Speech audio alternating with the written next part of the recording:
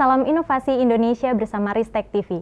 Selamat datang di Ristek TV, TV khusus riset dan teknologi karya anak bangsa Indonesia. Ristek TV adalah media komunikasi Kementerian Riset, Teknologi, dan Pendidikan Tinggi Republik Indonesia yang menayangkan hasil karya riset dan teknologi yang diharapkan mampu mengubah Indonesia menjadi lebih berinovasi. Kami tayang melalui streaming di www.ristek.tv. Bersama saya Nur Firlita dalam program Iptek Talk.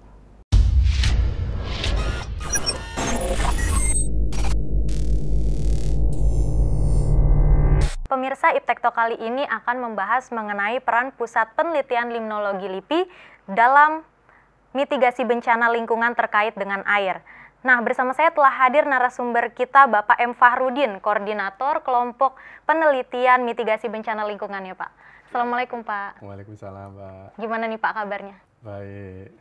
Nah Pak, mungkin untuk mengawali dialog bisa dijelaskan mengenai bidang mitigasi bencana lingkungan ini Pak. Ya, jadi kelompok penelitian ini mitigasi bencana lingkungan itu kita fokusnya karena ini pusat penelitian limnologi itu mengenai perairan darat, jadi fokusnya bencana yang terkait dengan air gitu.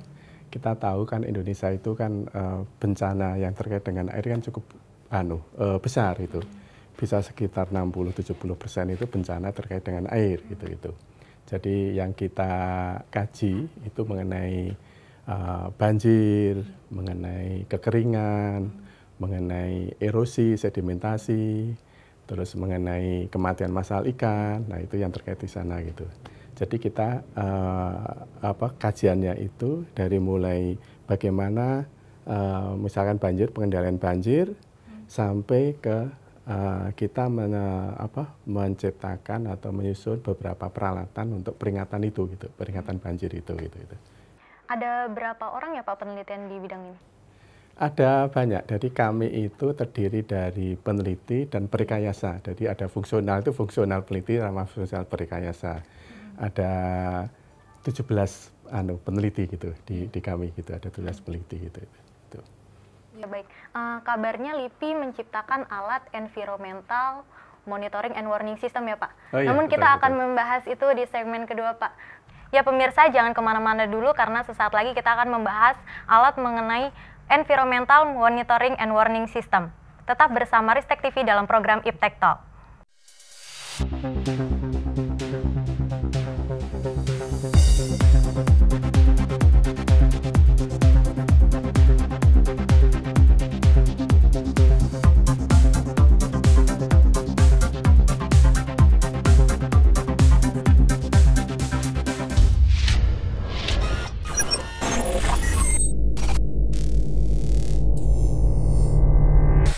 Nah pemirsa, masih bersama saya Nur Firlita dalam program Iptek Talk. Baik Pak, bisa dijelaskan Pak mengenai alat environmental monitoring and warning system ini Pak? Ya, jadi itu alat itu jadi terdiri 3 aspek ya. Aspek pertama tentang monitoring, terus aspek kedua mengenai peringatan dini, dan aspek ketiga mengenai pengendalian. Itu kita sebut yang tadi Mbak bilang tadi itu sistem monitoring dan peringatan dini bencana lingkungan lah gitu kan, seperti itu gitu. Nah ini pernah kita lakukan di beberapa tempat, tapi ini mungkin kita yang saat ini kita bicara banyak mengenai yang ada di Maninjau ya, di Danau Maninjau. Jadi kami melakukan monitoring di sana, monitoring dengan alat itu, monitoring beberapa parameter. Parameter itu baik parameter kualitas air. Nah ini dari setelah dimonitoring itu dia kirim hasil monitoring secara real time itu ke kantor kami. Nah setelah di kantor sini ada beberapa formula untuk menentukan karena di sana sering terjadi bencana kematian massal ikan. Jadi kita membuat beberapa kriteria itu yang dari mulai normal, siaga, bahaya, itu untuk memberi peringatan kepada masyarakat di sana kapan ini sudah menjadi bahaya dan seterusnya gitu. Iya. Kurang lebih seperti itu. Lalu selain di Danau Manija sudah ada di mana lagi, Pak? Jadi kita sudah di beberapa danau ya. Jadi pertama itu dulu pernah kita lakukan di Danau Limboto, itu di Gorontalo. Terus pernah juga di waduk di sini, waduk Jatiluhur itu pernah. Terus ada beberapa perusahaan swasta, itu perusahaan tambang, itu kita diminta untuk menginstal peralatan itu gitu. Latar belakang penciptaan alat ini itu seperti apa nih, Pak? Gini, dulu itu kan karena kita itu bekerja di limnologi gitu ya, salah satunya mengenai danau itu. Nah, kita tahu di Indonesia itu banyak danau, banyak danau, ada sekitar ya 500 lebih itu danau-danau besar, itu danau-danau besar, dan itu belum banyak didaya gunakan. Nah, sehingga untuk mendaya gunakan itu perlu data. Nah, salah satu alat kita itu untuk mengkoleksi data secara real time, gitu, secara real time. Nah, terus satu sisi itu, sisi yang lain itu di beberapa danau itu, misalkan di Danau Manijo itu di sana sering terjadi kematian massal ikan, sehingga kita mencoba membuat peralatan itu dari mulai monitoring sampai peringatan dini di Danau Manijo itu gitu. Nah, ini tidak hanya kita menciptakan peralatan itu, tapi kita juga melakukan penelitian di sana. Nah, penelitian ini kita perlu data yang panjang itu. Nah, kita mencoba mengukur stratifikasi daripada suhu. Jadi kita tahu bahwa danau itu punya stratifikasi suhu. Gitu. Nah, stratifikasi itu yang menyebabkan tidak terjadi pembalikan massa itu. Nah, kita ukur stratifikasi ini pergerakannya seperti apa. Di samping itu juga kita mengukur parameter mengenai kualitas air gitu, kualitas air. Nah, gabungan ini kita lakukan untuk memutuskan apakah ini kondisinya siaga atau bahaya dan seterusnya itu seperti itu. Siapa sih Pak yang awalnya menciptakan alat ini? Ya kami aja. Jadi kami itu mulai tahun 2006-an ya, 2006-2007 itu kita mencoba untuk melakukan, ya karena kami litbang ya, jadi dari mulai yang sederhana sampai yang saat ini mungkin relatif bagus gitu ya. Dan itu kita punya timnya banyak. Jadi timnya ini dari mulai kita peralatan pendukung ya, misalkan di danau itu ada perlu ponton itu, ponton kita desain seberapa besar, seberapa luasnya, dan ini kalau ada ombak dia tetap stabil segala macam. Ini ada perhitungan yang agak rumit itu. Kita punya desainer itu namanya Pak Abdul Hamid. Terus kita punya teman-teman elektro. Ini karena terkait dengan elektronik gitu kan. Kita punya 2 elektro, yaitu ada Pak Ika sama Pak Indra itu. Terus ada juga mengenai programmer. Ini ada programmer, itu ada 2, ada programmer Pak Foni sama ada Bu Yuli. Terus ada yang setelah ini tercipta alatnya, kita harus ada punya yang interpretasi daripada data-data itu gitu. Nah, interpretasi ini kita bagi ada 3 interpretasi mengenai hidrologi lingkungannya, kebetulan saya. Terus ada interpretasi mengenai ekosistemnya, ada Pak Chandra. Terus ada interpretasi mengenai perikanannya, ada Lukman. Nah, ini satu tim bekerja untuk menciptakan peralatan itu gitu. Jadi kita selain menciptakan peralatan ini, kita juga ada satu tim yang menginterpretasikan data itu gitu. Nah, ini saling berinteraksi gitu sehingga menciptakan peralatan itu gitu. Apakah sudah diproduksi secara massal, Pak? Nah, desain kita memang kita nggak produksi secara massal gitu ya, karena kalau ini bagiannya itu sudah di pasaran banyak. Jadi kalau kita dari mulai ada sensor, terus ada sistem komunikasinya, terus ada sistem kontrolnya, terus ada power supply-nya gitu. Nah, kalau ini bagian-bagian ini di pasaran banyak. Tapi kita ini menjadikan satu dan ini dikemas dalam satu sistem gitu. Nah, ini biasanya yang kita lakukan ini customize gitu ya. Iya. Kita tergantung pada perusahaan itu atau kondisi apa yang dibutuhkan. Nah, kita membuat itu gitu. Biasanya seperti itu yang kita lakukan gitu. Udah bekerja sama dengan perusahaan, Pak? Sudah. Perusahaan mana aja? Jadi kami perusahaan tambang batubara ada di Kalimantan Selatan, terus tambang batubara juga ada di Kalimantan Timur, di Kutai Barat itu. Kita udah beberapa kali melakukan itu. Gitu. Oke, baik, sepertinya menarik sekali perbincangan kita, Pak. Ya pemirsa, jangan kemana-mana, tetap di program Iptek Talk di Ristek TV.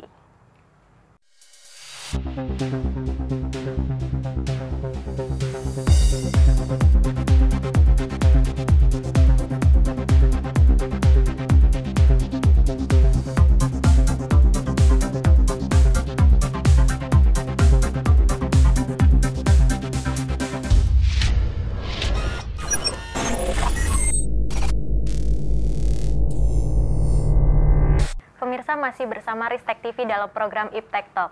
Baik Pak, jika disinggung dengan Jakarta ya Pak, yang sekarang lagi banyaknya banjir ya Pak karena musim hujan, nah itu apakah ada penanganannya Pak? Iya ada, jadi kami pernah melakukan penelitian mengenai banjir Jakarta gitu ya, khususnya dari Sungai Ciliwung gitu ya. Kami waktu itu membuat model gitu, model simulasi, gitu, model simulasi. Yang kita simulasikan itu, kita tahu kan di Jabodetabek itu banyak situ, ada 200-an situ, kita simulasikan situ. Nah, situ itu kalau kita dibiarkan, misalkan tuh, dibiarkan itu kan terjadi sedimentasi. Terus situnya diperkecil atau diperlebar atau diperdalam itu, seberapa pengaruhnya terhadap banjir itu gitu. Kita waktu itu melakukan simulasi untuk situ di daerah sini, dekat sini. Di Cipinang itu ada Cikaret, situ Cikaret. Oh gitu. Nah, kita lakukan simulasi itu. Nah, memang hasilnya situ itu menjadi sangat dominan untuk pengendalian banjir gitu ya. Waktu itu di catchment-nya di catchment-nya situ Cikaret. Ya bagaimana ya Pak? Gimana? Bagaimana? Jadi situ itu bisa mengendalikan sampai 60% banjir itu gitu. Tapi itu skala kecil ya, skala kecil gitu. Nah, kalau kita bicara seluruh Jabodetabek gitu, waktu itu Ciliwung sebagai case-nya, itu situ yang ada di sana itu memang nggak terlalu besar. Karena setelah kita teliti, kapasitas itu nggak besar gitu loh, nggak besar. Sehingga peranannya itu waktu itu kira-kira 10-12% terhadap reduksi banjir gitu. Itu situ. Terus kita juga simulasi terhadap perubahan penggunaan lahan. Kita tahu kan misalkan lahan dari hutan menjadi perumahan atau perkebunan perumahan, itu kan terjadi penyemanan. Jadi kalau ada hujan langsung menjadi surface runoff gitu, bukan meresap itu. Nah, waktu kita simulasi beberapa misalkan hutan dijadikan rumah atau perkebunan jadi rumah. Itu sangat signifikan. Jadi perubahan penggunaan lahan itu sangat signifikan terhadap banjir. Lalu tentang masalah perkebunan kelapa sawit gimana nih Pak? Ya, memang kalau kelapa sawit kan kita tahu itu sangat boros air gitu. Jadi kalau itu perkebunan sangat luas itu, saya kira dalam jangka panjang daerah itu akan kering, gitu, akan kering. Kita pernah ada kajian mengenai ini itu di daerah Riau gitu. Di Riau itu ada salah satu waduk itu, waduknya itu digunakan untuk PDAM. Dan waduknya itu sebenarnya desain awalnya sudah bagus dari daerah tangkapan waduk itu sudah di cover dengan secara hukum itu hutan lindung itu. Tapi waktu kita lihat di sana, kenyataannya bukan itu hutan lindung, banyak diubah menjadi kelapa sawit. Gitu. Sehingga waktu itu waduk itu sampai kering sekali gitu. Dan pada bulan-bulan tertentu itu nggak bisa digunakan karena salah satu contoh bahwa kelapa sawit itu boros air, gitu. Lalu gimana Pak menanggulangi? Ya kalau kelapa sawit ya tidak harus semuanya kelapa sawit itu, harus ada batasan-batasannya. Jadi kita nggak bisa ngomong secara ini, kita harus ada kajiannya. Nah, seberapa besar ini bisa toleransi sekian persen kelapa sawit atau apa gitu. Saya kira itu. Peralatan kami itu kan tadi 3 aspek ya. Jadi yang aspek monitoring, terus aspek peringatan dini, terus ada pengendalian. Nah, yang pengendalian saya kira perlu kita perjelas lagi gitu ya. Jadi pengendalian ini bisa gini, jadi waktu itu kita ada satu perusahaan tambang gitu ya, tambang itu kita diminta untuk monitoring kualitas airnya, terutama pH-nya. Nah, pH itu kalau kita sebagai limbah, sebagai dari sistem itu kan harus ada memenuhi syarat untuk dialirkan ke perairan umum gitu kan ya. Nah, syarat. Nah, kita diminta untuk monitoring ini. Nah, kapan ini sudah melebihi ambang batas gitu. Nah, kalau sudah mau melebihi ambang batas, apa yang harus dilakukan kan gitu. Kita bisa di stop gitu, bisa, atau sistemnya ini kita perbaiki kan gitu. Nah, waktu itu kita coba, jadi kalau dia sudah punya ada pengolahan limbahnya gitu, pengolahan limbahnya. Tapi ini kadang-kadang kan lewat pada baku mutu itu.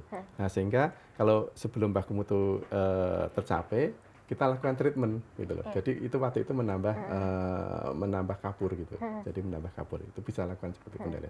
Ada contoh lain yang untuk PDAM. PDAM itu kan salah satu sumber air bakunya kan dari sungai. Sungai itu kita tahu ada fluktuasinya kan. Fluktuasinya tentang kekeruannya gitu kan. Padahal kalau kita ambil yang keruh ini, pengolahannya akan mahal gitu. Nah, di sisi lain kita bisa milih yang pas nggak keruh yang kita ambil gitu. Nah, alat kita itu bisa monitoring kekeruan ini dengan program, dikaitkan dengan sistem ini yang bekerja, dikaitkan dengan reservoir yang masih ada sekitar enggaknya. Ini kombinasi ini sehingga kita bisa menciptakan efisiensi yang sangat tinggi gitu loh. Nah, ini aspek penilaian di sana itu, Mbak. Pak, kembali ke alat environmental monitoring and warning system ya Pak, itu masih berupa prototipe atau sudah diproduksi secara massal? Nah, kita memang kita nggak produksi secara massal gitu, karena memang peralatan itu kan terdiri ada beberapa bagian. Tadi ada sensornya, terus ada sistem komunikasinya, terus ada sistem power supply-nya, terus ada microcontrollernya gitu. Nah, kita nggak akan produksi secara massal, tapi kita customize gitu, karena ini lebih spesifik gitu. Jadi kita produksinya berdasarkan permintaan pada konsumen gitu, karena ini lebih spesifik. Karena kita hanya tidak mencetakkan peralatan ini, kan kita melakukan kajian. Nah, ini karena spesifik inilah yang kita lakukan sehingga diproduksi massal nggak kita lakukan itu. Apakah ada kendala Pak untuk ada, jadi ada beberapa kendala yang kita lakukan, yang kita jumpai gitu ya. Yang misalkan di Danau Maninjau ya, Danau Maninjau itu dari sisi peralatannya itu kita memonitoring suhu itu sampai kedalaman, kalau Danau Maninjau itu kedalamannya sampai 185 meter gitu. Kita monitoring sampai 150.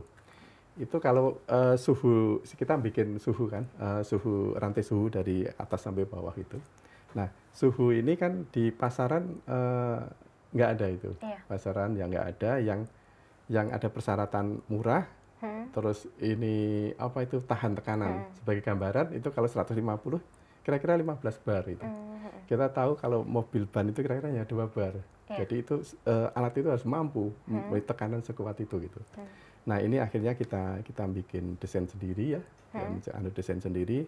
Ini beberapa tahapan itu dan sering itu terjadi masalah-masalah itu. Tapi sekarang alhamdulillah sudah kita tahu perilaku peralatannya sehingga kita bisa ciptakan itu. Terus ada juga tetap di Maninjau ini. Ini kan di Maninjau itu kan alam itu tidak homogen. Jadi misalkan terjadi fluktuasi suhu itu tidak rata gitu, tidak rata. Terus kandungan oksigen juga tidak rata. Sedangkan alat kita itu cuma satu gitu loh. Ini luasnya ada 9.000 hektar gitu ya, 9.000 hektar gitu.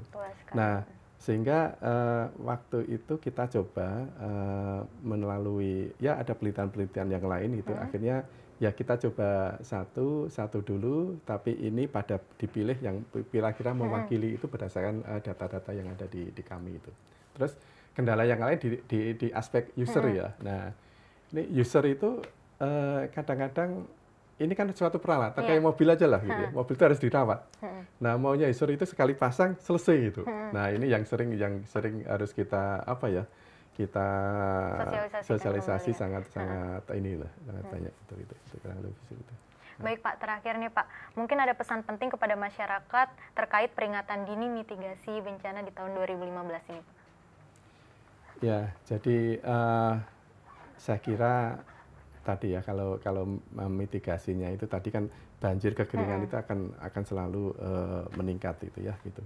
Nah mungkin kita bisa bisa lakukan dari yang terkecil dulu ya, dari aspek tadi seperti gampang, contoh yang gampang-gampang saja gitu ya, yang kita bisa lakukan itu tadi saya sebutkan tadi kan sumur resapan itu ya, sumur resapan itu masing-masing kalau kita bisa bikin itu dimulai dari kita sendiri, terus nanti mungkin gedung-gedung pemerintah itu harusnya bikin itu.